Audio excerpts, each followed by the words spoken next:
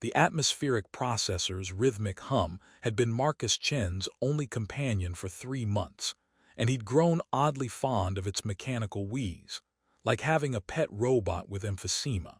He adjusted his environmental suit's oxygen recycler and squinted through the amber-tinted visor at the crystalline formations jutting from Kepler 442b's surface. The mineral survey was supposed to be routine, another day of collecting rock samples that would either revolutionize terraforming technology or end up as very expensive paperweights back on Earth. Sample 247 Alpha, he muttered into his recorder, kneeling beside a particularly iridescent outcropping. Preliminary analysis suggests silicon carbide matrix with unknown metallic inclusions. Definitely not naturally occurring, unless this planet has a very creative sense of geology. That's when he saw it, a gleam of something that definitely wasn't rock about 2 kilometers to the northwest. Through his binoculars, it looked like twisted metal, too smooth and purposeful to be natural. Marcus felt his pulse quicken, though whether from excitement or the thin atmosphere, he couldn't tell. The trek across the rocky terrain took 40 minutes, during which he managed to trip over 3 different mineral formations and inadvertently discover that his suit's balance servos needed recalibration. By the time he reached the object, his academic composure had given way to barely contained wonder. It was definitely a ship, or had been one. The vessel was roughly 30 meters long, its hull a seamless blend of what looked like living metal and crystalline matrices that pulsed with faint bioluminescent patterns. No obvious propulsion system, no visible weapons, and absolutely no resemblance to any human spacecraft design he'd ever seen. It had crashed nose first into a cluster of volcanic rocks, leaving a furrow in the ground that suggested it had been moving fast when it hit. "Well," Marcus said to no one in particular, "this is either the discovery of the century or I'm about to become a very interesting statistic in xenoarchaeology journals." The hull had been breached in several places, revealing an interior that seemed to shimmer with its own light. Marcus activated his suit's external illumination and squeezed through the largest opening, immediately noting that the atmospheric readings inside were surprisingly close to Earth normal: oxygen, nitrogen, trace gases, though with an oddly sweet undertone his sensors couldn't identify. The ship's interior defied conventional physics. The walls curved in ways that shouldn't have been possible given the external dimensions, and surfaces that looked solid proved to yield slightly under pressure, as if the entire vessel were somehow alive. Bioluminescent filaments traced patterns along the ceiling that reminded Marcus of neural pathways, pulsing in slow, hypnotic rhythms. And there, in what might have been the cockpit or command center, was the most beautiful woman Marcus had ever seen. She lay unconscious on what appeared to be a biomechanical interface chair, her form draped in what looked like liquid starlight that had somehow been woven into fabric. Her skin had an ethereal quality, pale but with an inner luminescence, and her features were perfectly proportioned in a way that seemed almost mathematically precise. But it was her ears that made Marcus's breath catch, elongated and delicately pointed, extending perhaps 4 inches beyond what would be normal for a human, tapering to elegant tips that twitched slightly as she breathed. "Okay, Marcus," he whispered to himself, "you've just made first contact with an alien species. Try not to do anything that'll get you court-martialed by the Xenological Ethics Committee." His medical scanner indicated she was alive but weakening. Her life signs were erratic and dropping. Whatever had caused the crash, she needed help, and she needed it soon. Marcus checked his suit's emergency medical kit and found the universal biosupport patch designed for unknown physiologies. It was experimental tech, but it might buy them both some time. As he gently attached the patch to her neck, her eyes fluttered open, large, violet eyes that seemed to contain the depth of nebulae. She looked at him with a mixture of confusion and something else he couldn't quite identify. "You're not dead," she said in perfect English, her voice carrying a melodic quality that seemed to resonate in harmonics his ears shouldn't have been able to detect. "Neither are you, apparently," Marcus replied, then immediately felt ridiculous. "I mean, yes, I'm not dead. Are you injured? Your ship crashed and your bio readings were concerning, so I—" She sat up gracefully, studying him with those remarkable eyes. "You shared your life essence with me." Marcus looked confused. "I shared my what now?"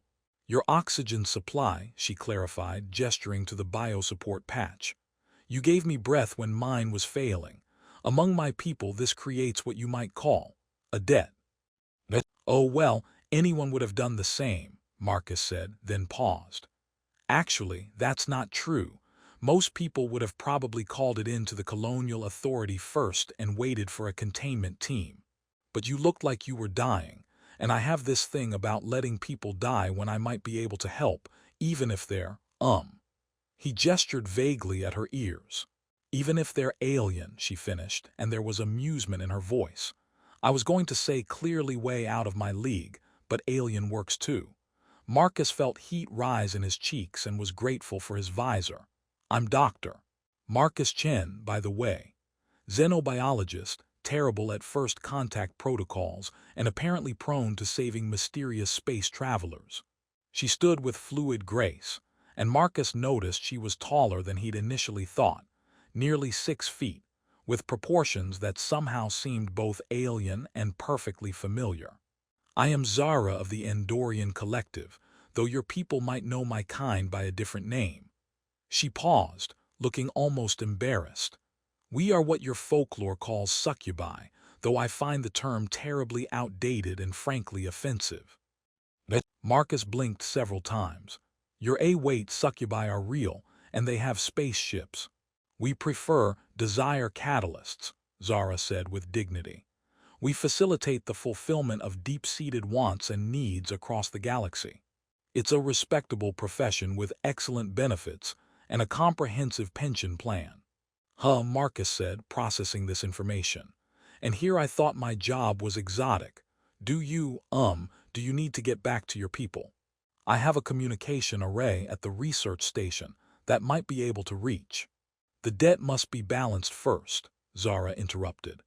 "By saving my life, you have bound me to grant you 3 desires of your heart. It is the law of my people, written in the quantum matrix of our being.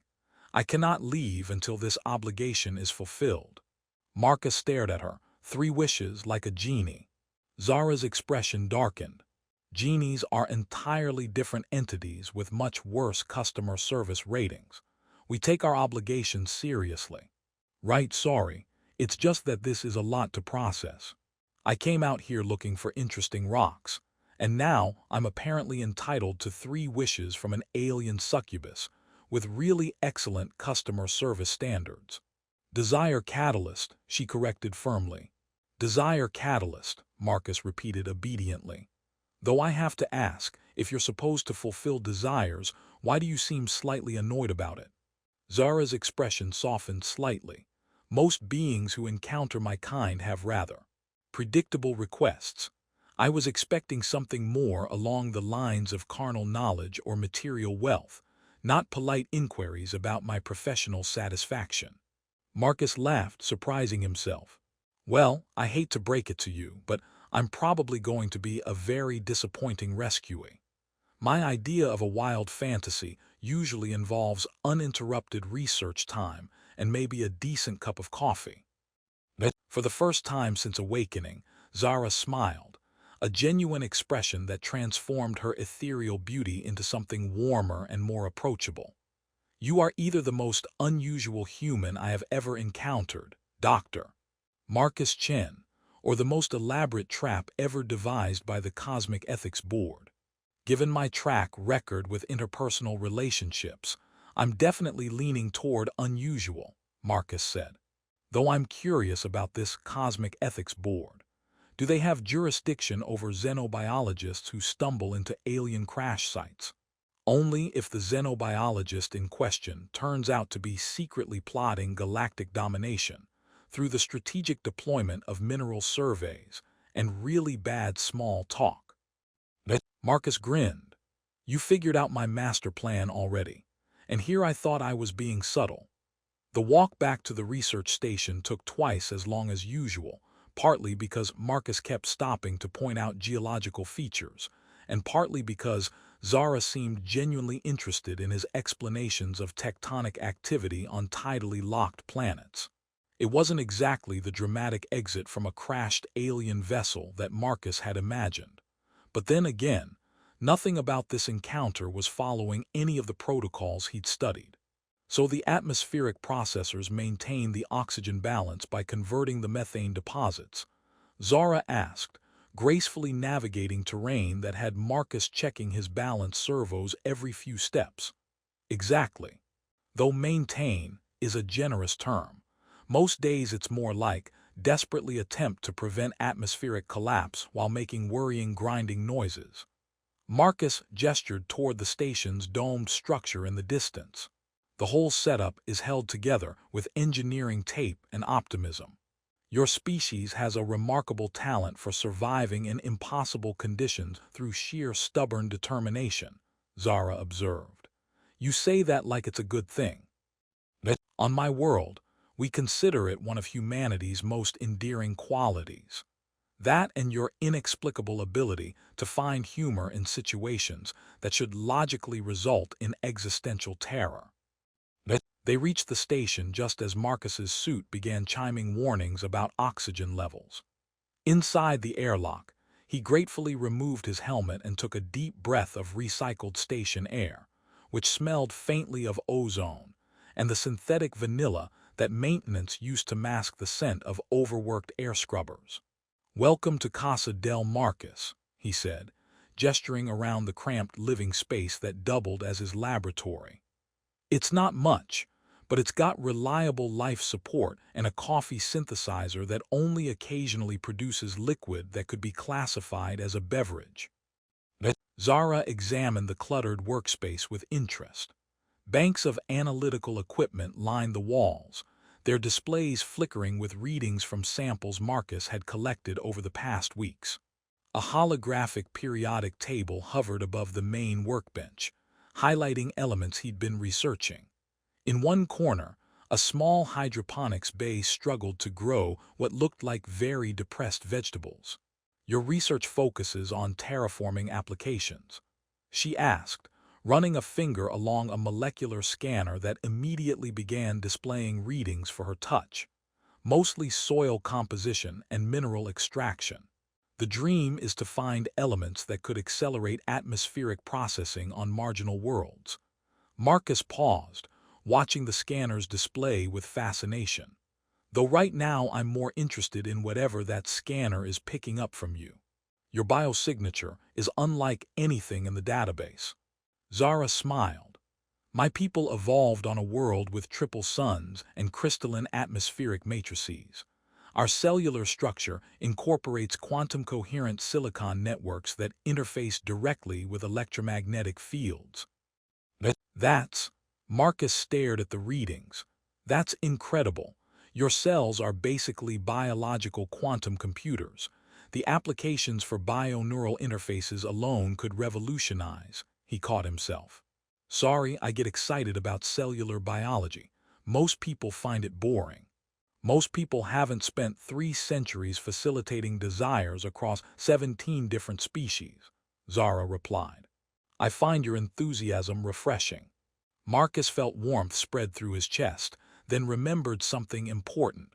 "Right, about that whole desire-granting thing. You mentioned there were rules."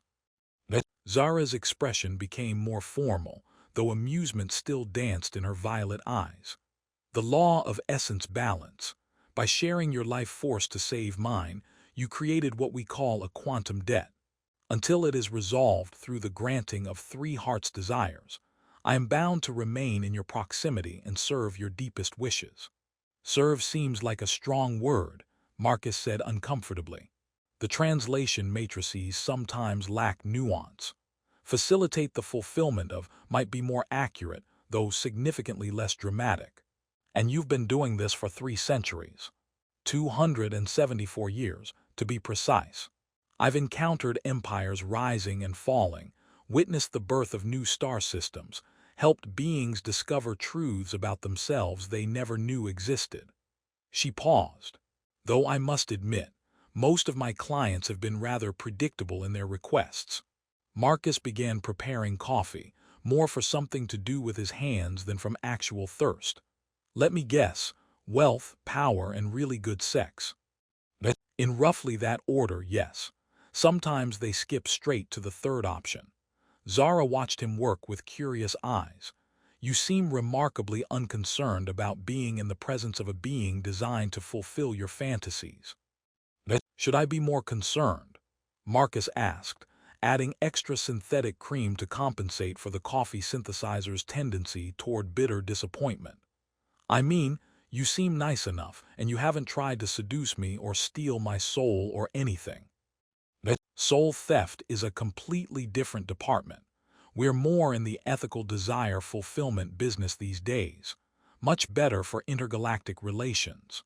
Marcus handed her a steaming mug, which she accepted with both hands, inhaling the aroma with obvious pleasure. "This is unexpectedly delightful," she said after taking a sip. "Don't sound so surprised. I spent 2 years perfecting that formula." He settled into the station's only chair, leaving Zara perched elegantly on the edge of the workbench. "So what happens if I don't make any wishes? Hypothetically speaking." "Hypothetically, the quantum debt would remain unresolved, binding us together until entropy claims the universe." Zara's tone was light, but Marcus caught the underlying seriousness. "That seems like poor cosmic planning. The universe has never been particularly concerned with convenience. Though I should mention that the binding becomes stronger over time. Eventually, we would be unable to separate by more than a few kilometers without experiencing what your people might call existential discomfort." Existential discomfort. Imagine the worst headache of your life, combined with the sensation that your atoms are trying to relocate to different dimensions. Marcus winced. "That does sound uncomfortable, so I really do need to make 3 wishes." 3 desires of your heart. 3 days passed in what Marcus could only describe as the most pleasant existential crisis of his academic career. Having an alien desire catalyst as a houseguest turned out to be remarkably similar to hosting a brilliant colleague who happened to look like she'd stepped out of a Renaissance painting and occasionally made his equipment work better by touching it. Zara had taken to perching on his workbench each morning, sipping coffee and offering observations about his research that were both insightful and occasionally devastating to his preconceptions about xenogeology. She'd pointed out that his atmospheric processor was running at 60% efficiency because he'd been calibrating it for Earth-normal gravity, and when she'd adjusted the quantum harmonics with a casual wave of her hand, the machine had started purring like a contented cat. "You've been fighting your own equipment for months," she'd explained, watching the newly optimized readings with satisfaction. "Your people have a tendency to impose familiar patterns on unfamiliar environments." "Story of human expansion," Marcus had replied, making notes. "We terraform planets to look like Earth and then wonder why nothing works properly. On Andor Prime, we learn to adapt our technology to each world's unique properties. Much more efficient, though admittedly less satisfying for those who enjoy a good struggle against impossible odds." Now, on the 3rd evening, Marcus was teaching her chess while their dinner, synthesized protein with actual spices he'd been hoarding, cooled on the table. Zara had picked up the rules with supernatural quickness, though she seemed more interested in the philosophical implications of the pieces than in actually winning. "The queen is clearly the most powerful piece," she mused, moving her bishop with elegant precision. "Yet she exists to protect a king who can barely move." Curious metaphor for power dynamics. Maybe the king represents something worth protecting rather than something inherently powerful, Marcus suggested, contemplating his next move. "Ideas, principles, that sort of thing." "Or perhaps," Zara said, capturing his knight with a move he hadn't seen coming, "it represents the tragic irony of those who wield great power in service of those who wield greater influence." Marcus stared at the board. Did you just checkmate me while making a statement about political philosophy? I believe I did. Is that inappropriate? It's brilliant and slightly terrifying. Marcus reset the pieces. Though I'm starting to suspect you've been letting me win the previous games. Only the first two, Zara admitted. After that, you genuinely improved. Humans have remarkable adaptability. As they began another game, Marcus noticed Zara's attention drifting toward the observation dome where stars wheeled slowly across the alien sky. She'd been doing that more frequently over the past day, staring at constellations that probably held no meaning for her, since none of them would be visible from her homeworld. There was something wistful in her expression, a longing that seemed at odds with her usual composed demeanor. "Do you miss it?" Marcus asked quietly. "Your home." Zara's hand paused over her queen.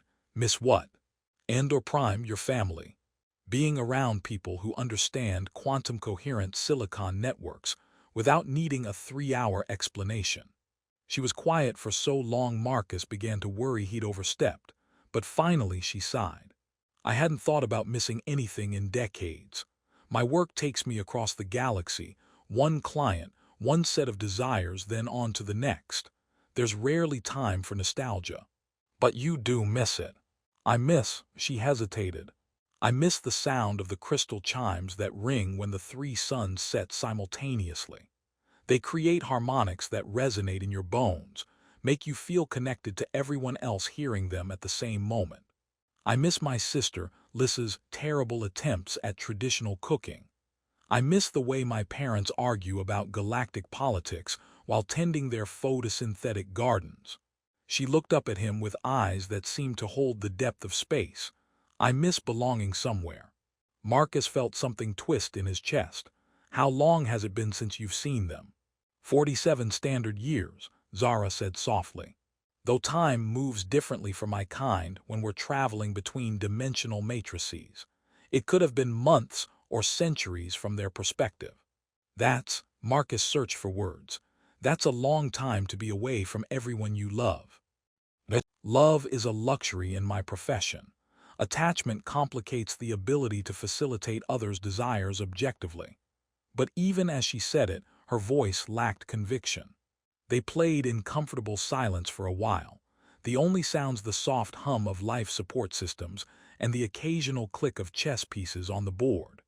Marcus found himself studying Zara's face in the station's artificial light, noting the subtle expressions that crossed her features: concentration, amusement, and underneath it all, that persistent note of longing. "You know," he said suddenly, "I think I'm ready to make my first wish." Zara straightened, her entire demeanor shifting from casual companion to professional desire catalyst.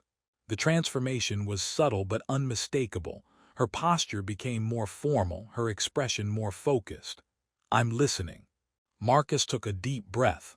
"This probably isn't going to be what you're expecting. I've had clients wish for the ability to photosynthesize, and one memorable individual who wanted to experience existence as a sentient gas cloud. I'm prepared for unusual requests." "Right." Marcus stood and walked to the observation dome, hands clasped behind his back as he stared out at the alien stars. "My first desire, is for you to have one perfect day with your family back home, with all the time and distance between you removed, just as if you'd never left." The silence stretched so long that Marcus began to worry something was wrong. He turned to find Zara staring at him with an expression of complete bewilderment, her usual poise cracked like ice over a warming lake. "I'm sorry," she said slowly. "Could you repeat that?" "I wish for you to have one perfect day with your family back home," Marcus repeated gently. "However that works with your abilities, I want you to experience that connection you're missing, even if it's just for a little while." Zara actually stumbled backward, catching herself against the workbench. A deep blush spread across her features, starting at her cheeks and extending down her neck to disappear beneath the collar of her starlight-woven garment. That's not, you can't." "Can't what?" "You can't wish for my happiness," she said, sounding genuinely distressed. That's not how the law of essence balance works. The debt exists because I owe you, not the other way around. Marcus smiled. Maybe some debts are worth creating rather than clearing. But the quantum matrix, the binding requirements. Zara pressed her hands to her temples as if fighting a headache. In 274 years, no one has ever made a wish for my benefit. The precedent doesn't exist in our legal framework. Then we'll set a new precedent. You could wish for anything. Zara's voice rose with frustration and something that might have been wonder. Wealth beyond imagining, knowledge of the universe's deepest secrets, pleasures that would make gods weep with envy, and you want to spend your wish sending me home for a day. Actually, when you put it like that, it sounds even more reasonable. Zara stared at him for a long moment, her violet eyes bright with unshed tears. Why? Because you've been staring at those stars every night like they're the only thing keeping you anchored to who you used to be. Because you light up when you talk about crystal chimes and terrible cooking. Because in 3 days you've become. Marcus paused, searching for the right words. Because I think 47 years is too long to go without hearing your family argue about galactic politics. Something in Zara's expression shifted, vulnerability replacing confusion. The fulfillment of this desire will require significant energy expenditure. Creating a temporal-spatial bridge across galactic distances isn't simple, even for my kind. Will it hurt you? No, but it will be intense, like compressing years of longing into a single day and then releasing it all at once. She looked at him searchingly. Are you certain this is what you want? I'm certain this is what you need. Zara closed her eyes, and when she opened them again, they blazed with ethereal light. Very well, Dr. Marcus Chen. Your desire shall be granted, though I suspect this is the beginning of a very interesting problem for the Cosmic Ethics Board. The air around her began to shimmer, reality bending in ways that made Marcus's eyes water. Energy patterns danced across her skin like aurora, and the quantum harmonics of her cellular structure became audible as a sound like distant music. Will I see you again? Marcus asked, surprised by how much the answer mattered to him. Zara smiled, and in that moment she looked younger somehow, less like an ancient being of power and more like someone going home after far too long away. Dr. Chen, you've just done something that's going to require approximately 7 different departments of interdimensional law to sort out. I suspect you'll be seeing quite a lot of me. The light around her intensified until Marcus had to shield his eyes, and when it faded, he was alone in the station with the scent of ozone and starlight lingering in the air. And for the first time since making his wish, Marcus wondered if he just made everything infinitely more complicated. Marcus discovered that waiting for an interdimensional being to return from a family visit was remarkably similar to waiting for lab results, equal parts anxiety and excitement, with periodic bursts of questioning his life choices. He'd spent the day attempting to focus on mineral analysis, but his attention kept drifting to the empty space where Zara usually perched while offering commentary on his methodology. By evening, he'd given up all pretense of productive work and had instead spent 3 hours programming the food synthesizer to produce something that might charitably be called a welcome-back dinner. The protein base was still synthetic, but he'd managed to convince the machine to approximate several spices that weren't technically poisonous to humans, and the result smelled almost appetizing. He was attempting to recreate an Andorian sunset on the observation dome's display, when reality shimmered and Zara materialized in the center of the station, still glowing faintly with residual energy from her interdimensional journey. Welcome back, Marcus said, then immediately felt ridiculous. I mean welcome home. No, wait, this isn't your home. Welcome back to my home. This is harder than first contact protocols. Zara stood motionless for a moment, looking around the familiar space as if seeing it for the first time. There was something different about her expression, softer, more vulnerable, but also more complicated. You waited, she said finally. Well, Technically, I waited while conducting very important research into whether the food synthesizer can be convinced to produce anything resembling actual cuisine. The results were mixed. She moved closer, and Marcus noticed her eyes held a depth they hadn't before, as if she'd experienced years of emotion compressed into a single day. The temporal bridge collapsed the moment I stepped through. I was home for what felt like weeks, but only minutes passed here. Time dilation effects. Something like that. Emotional resonance can stretch subjective temporal experience when crossing dimensional matrices. She paused, studying his face. You prepared food. I attempted to prepare food. The jury's still out on whether I succeeded. Marcus gestured toward the small table he'd set up near the observation dome. I also tried to recreate an Andorian sunset based on your description. The computer wasn't entirely sure what 3 suns setting in crystal harmony should look like, so I may have accidentally programmed a seizure-inducing light show instead. Zara looked at the display, where 3 artificial suns were indeed setting in what could generously be called harmony, their combined light fracturing through simulated crystal formations to create patterns that danced across the dome. She hesitated, and when she spoke again, her voice was thick with emotion. It's perfect, completely wrong, but somehow perfect. That's probably the nicest way anyone's ever described my technical incompetence. They sat at the small table, and Marcus served what he desperately hoped was edible food, while Zara stared at the artificial sunset with an expression he couldn't quite read. The silence stretched comfortably between them, broken only by the soft hum of life support and the occasional surprised sound Zara made when the food turned out to be better than expected. "How was your day?" Marcus asked finally, then immediately winced. "Sorry, that's probably inadequate for temporal displacement to another galaxy for family reunion." Zara smiled, and there was something both sad and wonderful in it. It was everything I remembered and nothing like I expected. My sister Lissa has learned to cook, badly, but with tremendous enthusiasm. My parents have expanded their garden to cover half a continent, and are now arguing about whether they should start terraforming neighboring star systems for more planting space. The crystal chimes still ring at sunset, but now I hear harmonies in them I never noticed before. That sounds beautiful. It was, and it was terrible.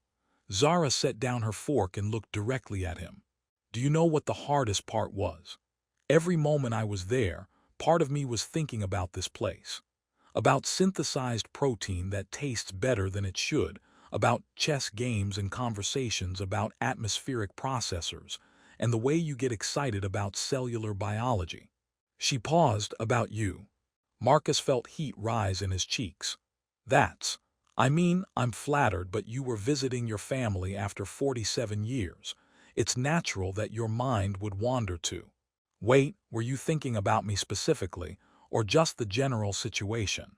You specifically, Dr. Marcus Chen, which is problematic for several reasons, not least of which is that desire catalysts aren't supposed to form personal. Over the next few days, Marcus discovered that living with a being capable of reshaping reality had some unexpected benefits. His coffee now tasted consistently excellent. His equipment ran at peak efficiency, and he'd never had such stimulating conversations about the philosophical implications of terraforming ethics. There were also some unexpected complications, chief among them being that Zara seemed to be attempting to return to what she called her professional demeanor. This apparently involved a lot more mysterious smiling, strategic positioning that highlighted her otherworldly beauty, and speaking in what Marcus could only describe as sultry cosmic wisdom voice. The effect was somewhat undermined by the fact that she kept breaking character to laugh at his jokes. The molecular bonds in this silicon matrix exhibit fascinating quantum entanglement properties, Marcus was saying, studying a particularly interesting rock sample. Though I suppose you could say they're in a committed relationship that transcends space and time. Zara, who had been attempting to lounge seductively against the workbench, burst into laughter. Did you just make a chemistry pun about atomic romance? Maybe, Marcus grinned. Though technically it's more physics than chemistry, the distinction matters if you're going to mock my scientific humor properly. Your scientific humor is terrible, Zara said, abandoning all pretense of mysterious allure. It's also unexpectedly charming, which is deeply confusing for someone trained in the arts of cosmic seduction. I hate to break it to you, but if cosmic seduction involves a lot of hanging around laboratories while someone explains soil composition, you might need to update your training materials. Perhaps the problem is that my target audience has changed. Zara moved to examine the holographic display Marcus had been working with. Most beings don't find atmospheric pressure readings quite so riveting. Their loss. Atmospheric pressure readings tell the story of an entire world's evolution. Each measurement is like a chapter in a planetary autobiography. See, you do it again. Zara shook her head in amazement. You make mineral surveys sound like poetry. It's not poetry, it's just. Marcus paused, considering. Okay, it might be a little like poetry, but poetry with practical applications for sustaining human life in hostile environments. The most romantic kind of poetry. They were interrupted by an insistent chiming from the station's communication array. Marcus frowned at the display, which was showing readings he'd never seen before, electromagnetic flux patterns that seemed to be building towards something significant. That's odd, he muttered, pulling up the atmospheric monitoring system.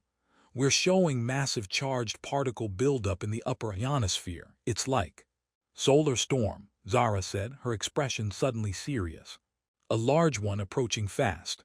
As if summoned by her words, the station's emergency alert system activated, filling the space with flashing amber lights and a recorded voice that announced, "Attention!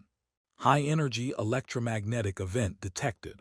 All personnel should prepare for potential communication and power system disruption. Estimated time to arrival, 47 minutes. 47 minutes. Marcus stared at the readings in dismay. The shield generators weren't designed for this kind of particle density. We need to reinforce the magnetic containment field, or the radiation is going to cook us like a microwave dinner. Unappetizing metaphor, but accurate assessment, Zara agreed, already moving toward the shield control panel. Your generators are working at maximum capacity. They're giving it their best shot, but their best shot is designed for normal solar wind, not whatever cosmic tantrum is heading our way. Marcus began pulling up the technical specifications for the station's defensive systems. I might be able to reroute power from non-essential systems, but even then, it won't be enough. Zara placed her hands on the shield control interface, and immediately the display began showing readings that made Marcus's jaw drop. How are you doing that? Quantum field manipulation, Zara replied. Her attention focused on the swirling energy patterns that were now visible around her fingertips. I'm harmonizing the shield frequency with the electromagnetic spectrum of the approaching storm. Instead of trying to resist the energy, we'll redirect it around the station. Marcus watched in fascination as the shield strength indicators climbed steadily higher.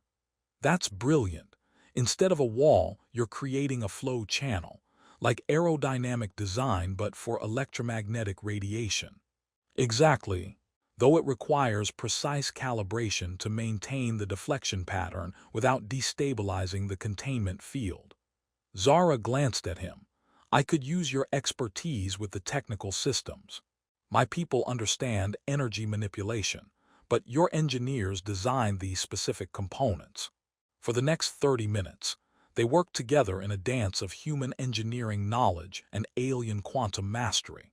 Marcus monitored power distribution and structural stress, while Zara shaped electromagnetic fields with the casual precision of a sculptor working with light itself. The station's systems hummed with harmonious efficiency as two vastly different technological approaches merged into something greater than either could achieve alone. Particle density is spiking, Marcus reported, watching the readings climb toward dangerous levels. Storm front should hit us in, now. The universe outside the observation dome exploded into light. Streams of charged particles crashed against Zara's deflection barriers in curtains of aurora that painted the alien landscape in impossible colors. The station shuddered but held, protected by shields that bent and flowed like liquid light around their small haven. "It's working," Marcus breathed, watching the display show radiation levels that would have been lethal without their improvised protection system. "The deflection pattern is holding steady." "For now," Zara said, maintaining her concentration on the energy flows. "The storm will peak in approximately 20 minutes, then gradually subside over the next few hours."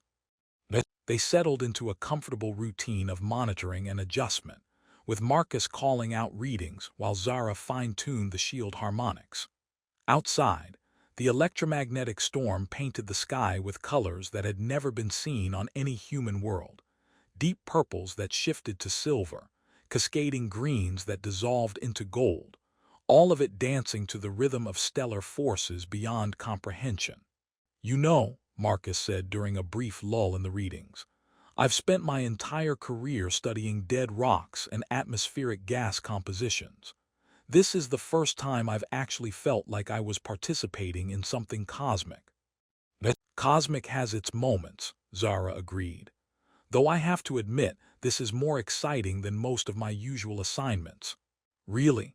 I would have thought facilitating desires across the galaxy would involve more adventure than this."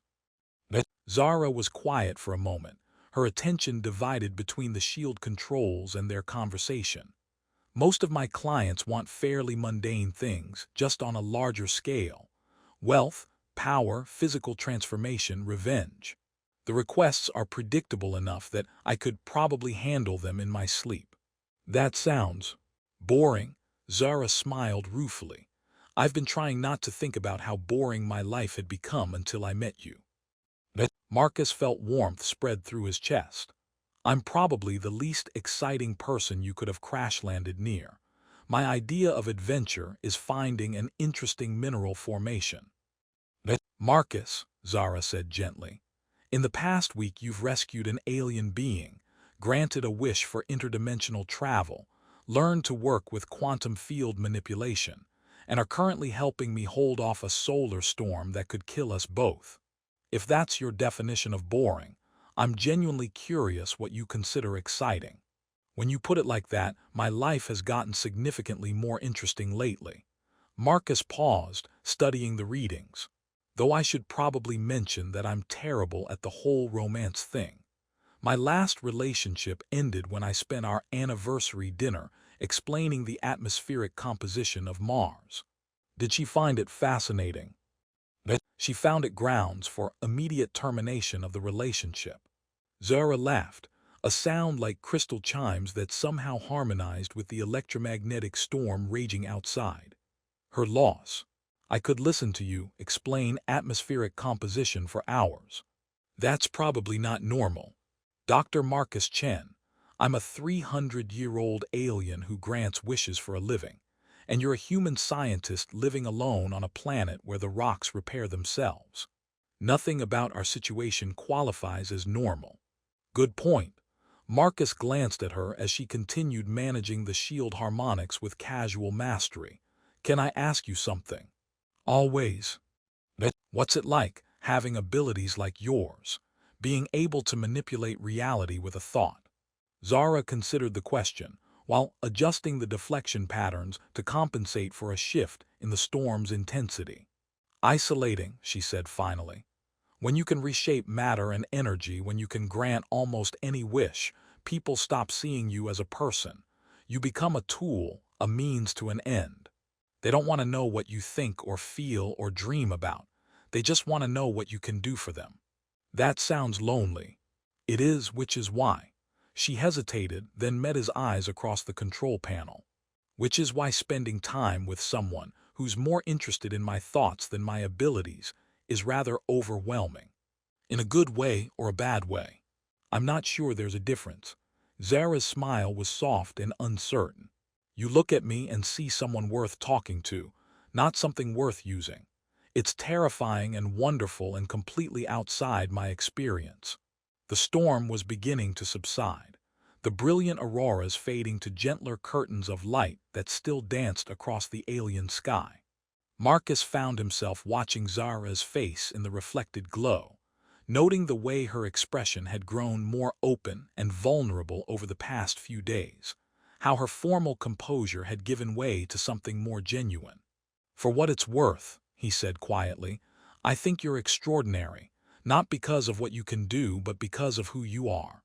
Zara's hands stilled on the controls, and when she looked at him, her violet eyes held a depth of emotion that seemed to contain galaxies. "That may be the most powerful thing anyone has ever said to me." Outside, the last of the electromagnetic storm played itself out in gentle spirals of light, and Marcus realized that somewhere between rescuing an alien being and learning to work with quantum fields, he discovered something he hadn't even known he was looking for. Marcus had been thinking about his second wish for 3 days, and the more he thought about it, the more convinced he became that he was overthinking it. This suspicion was confirmed when he caught himself making a pros and cons list with subcategories and footnotes, including a section titled Potential Unintended Consequences of Reality Manipulation. "You know," Zara said, looking over his shoulder at the elaborate chart he'd created, "most beings don't require this level of strategic planning for desire fulfillment. It's not a doctoral thesis," says the alien who spent 2 centuries granting wishes without anyone ever wishing for her happiness, Marcus replied, adding another footnote. "I'm trying to establish a better precedent for cosmic customer service. Your precedent so far involves excessive consideration and what appears to be a decision tree with mathematical probability calculations." "The probability calculations were unnecessary," Marcus admitted, "but the decision tree seemed prudent." Zara settled beside him at the workbench, her presence warming the space in ways that had nothing to do with her quantum field manipulation abilities. "Marcus, what do you want? Not what you think you should want, or what would be most beneficial according to your analysis. What do you actually want?" Marcus looked at her thoughtfully. Over the past week, he'd watched her demonstrate abilities that defied comprehension, solve problems with casual applications of power that could reshape worlds, and maintain perfect poise even while learning to play chess and burning synthesized coffee.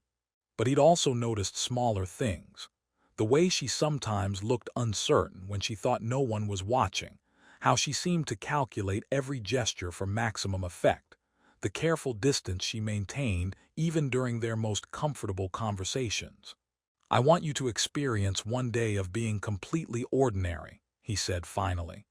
"No powers, no obligations, no supernatural responsibilities. Just to see what it feels like to be wonderfully, simply human." Zara blinked, clearly not having expected this particular direction. "Human. Well, human adjacent. The point is, I want you to have a day where you don't have to be perfect or powerful or professionally mysterious. Where you can be clumsy and make mistakes, and not have to worry about cosmic consequences.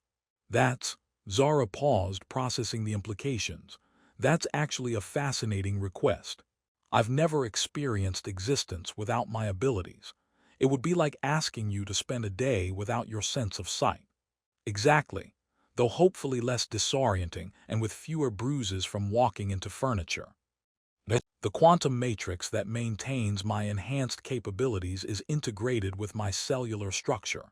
Temporarily suppressing it would be intense, like disconnecting part of my nervous system."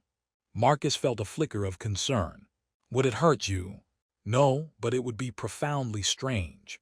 Imagine if you suddenly couldn't access your scientific knowledge or analytical thinking patterns. Everything familiar would become foreign." "Is that a yes?" Zara smiled, and there was something both nervous and excited in her expression. "Dr. Marcus Chen, you have a remarkable talent for requests that no cosmic legislation has ever anticipated. I consider that a professional achievement." The transformation began as a gradual dimming of the ethereal light that always seemed to surround Zara. The quantum harmonics that had become as familiar as background music faded to silence, and the air itself seemed to settle as her reality-altering presence withdrew into something more mundane. When it was complete, she looked entirely human, still beautiful, still graceful, but without the otherworldly perfection that had marked her as something beyond mortal experience. "How do you feel?" Marcus asked. Zara stood carefully as if testing her balance. "Heavy," she said in surprise. "Everything feels so, solid, permanent. How do humans function without being able to sense quantum fluctuations?" "We mostly just bump into things and hope for the best. That explains so much about your species." Zara took a tentative step and immediately stumbled slightly. "Oh, this is going to be interesting." They spent the morning cataloging plant specimens from Marcus's struggling hydroponics garden, a task that would normally have taken an hour, but stretched to 3, because Zara kept discovering the fascinating limitations of human perception. She found it remarkable that she couldn't automatically identify the molecular composition of everything she touched, delightful that colors looked different without enhanced electromagnetic sensitivity, and deeply amusing that she couldn't make the coffee synthesizer produce perfect results through force of will alone. "It tastes terrible," she announced after her third attempt at brewing coffee, holding up a mug of something that could charitably be called brown liquid. "Welcome to the human experience," Marcus said cheerfully. "We spend most of our time dealing with things that don't work properly and pretending we're not bothered by it. How do you function with such limited sensory input?" "We make up for it with stubborn determination and really elaborate workarounds." Marcus demonstrated by adjusting the synthesizer's settings through a series of commands that would have taken Zara a single thought the day before. "Plus, we develop elaborate social rituals around our limitations. Bad coffee becomes an excuse for conversation." The tension in the research station was so thick Marcus half expected his atmospheric sensors to start registering it as a new form of matter.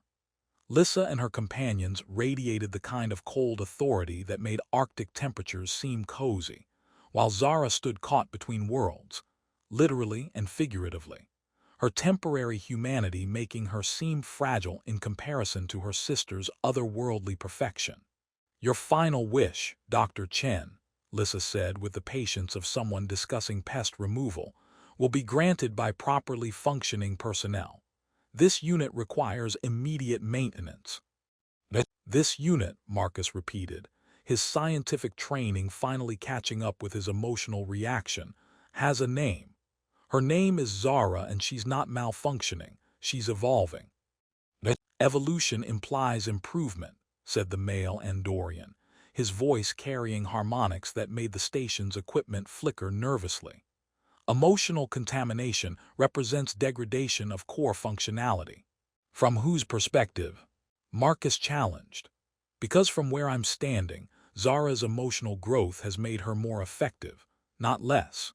She solved problems I couldn't handle alone, adapted to situations your programming probably never anticipated, and demonstrated creativity that your properly functioning personnel apparently lack." Lissa's expression shifted from condescending to genuinely curious.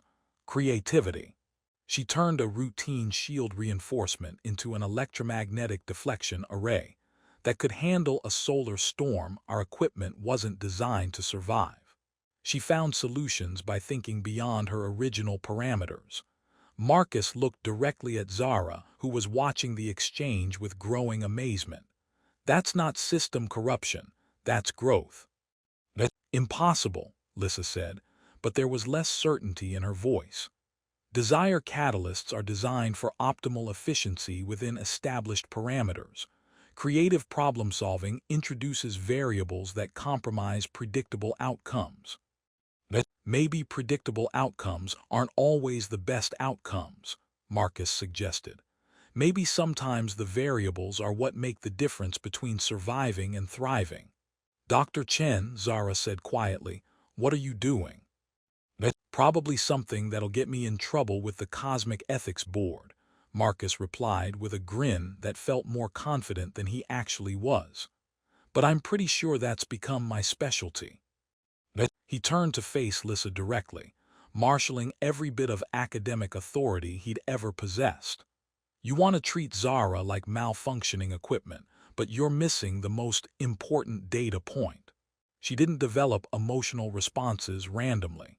She developed them in response to specific stimuli that challenged her existing programming in productive ways. Explain, Lissa commanded, though her companions looked increasingly uncomfortable with the direction of the conversation. She encountered situations that required solutions outside her original parameters. Instead of failing or defaulting to standard responses, she adapted. The emotional growth you're calling contamination is actually evidence of unprecedented evolutionary capacity in your species. Marcus warmed to his theme, falling into the rhythm of academic discourse that had gotten him through countless research presentations. Think about it from an efficiency standpoint. A desire catalyst who can adapt to unexpected situations, form genuine connections with clients, and develop creative solutions to novel problems would be far more valuable than one limited to pre-programmed responses. The risk of unpredictable behavior, the male Andorian began, is outweighed by the potential for unprecedented effectiveness, Marcus interrupted. You're looking at this backwards. Instead of seeing Zara's emotional development as a malfunction to be corrected, you should be studying it as a breakthrough to be understood. Lissa was quiet for a long moment, her violet eyes shifting between Marcus and Zara, with an expression that suggested she was recalculating several millennia of assumptions. Even if your analysis has merit, she said finally, the law of essence balance must still be resolved. You have one remaining obligation. Right, Marcus said, feeling his heart rate spike as the moment of truth arrived. My third wish. He looked at Zara, who was watching him with an expression of hope and terror in equal measure. Her temporary humanity made every emotion visible on her face, the fear of being taken away, the wonder at what she'd experienced, and underneath it all, something that looked remarkably like love. I wish, Marcus said clearly, for Zara to have the freedom to choose her own path, whatever that might be, even if it means never seeing me again. The silence that followed was so complete Marcus could hear the soft hum of the station's recycling systems. Lissa stared at him as if he'd spontaneously developed additional heads, while her companions began making what sounded like the cosmic equivalent of worried muttering. That's... Lissa began, then stopped. That's not possible. You cannot wish away the fundamental nature of what she is. I'm not wishing away what she is, Marcus said. I'm wishing for her to have the choice to decide what she wants to become. The air around Zara began to shimmer, as the quantum constraints that had bound her to programmed responses and predetermined pathways suddenly found themselves without clear parameters. Her temporary humanity flickered like a candle in wind, then stabilized into something new, not the otherworldly perfection of her natural state, but not the complete mortality he'd wished for her either. Something in between, something uniquely hers. The quantum matrix is. Lissa's voice carried a note of genuine awe. It's rewriting itself. The core programming is adapting to incorporate emotional autonomy as a feature rather than a malfunction. Is that bad? Marcus asked, though Zara's expression suggested it was anything but. It's unprecedented, Lissa replied, studying her sister with scientific fascination that reminded Marcus strongly of his own approach to unusual phenomena. She's becoming something new. Not quite what we were created to be, but not entirely other either. Zara took a step forward, testing her new reality. I can feel the choice, she said wonderingly. For the first time in my existence, I can choose what I want rather than what I was made to want. So, Marcus said, trying to keep his voice casual despite the fact that his entire future was hanging in the balance. What do you choose? Zara looked around the research station. At the cluttered equipment, the struggling hydroponics bay, the observation dome where they'd watched electromagnetic storms paint impossible colors across alien skies. Then she looked at Marcus, her violet eyes bright with tears and possibility. "I choose to stay," she said simply. "I choose to keep learning what it means to be myself rather than what I was programmed to be. I choose partnership over servitude, growth over stagnation, and terrible science jokes over cosmic mystery." "Are you sure?" Marcus asked. "Because I should probably mention that my research contract here expires in 8 months, and there's no guarantee my next assignment will be anywhere interesting." "Dr. Marcus Chen," Zara said with a smile that could have powered the station's generators for weeks, "you've just helped me discover that I'm capable of choosing my own destiny. If you think I'm going to let you face yours alone, you severely underestimate my newfound capacity for irrational decision-making."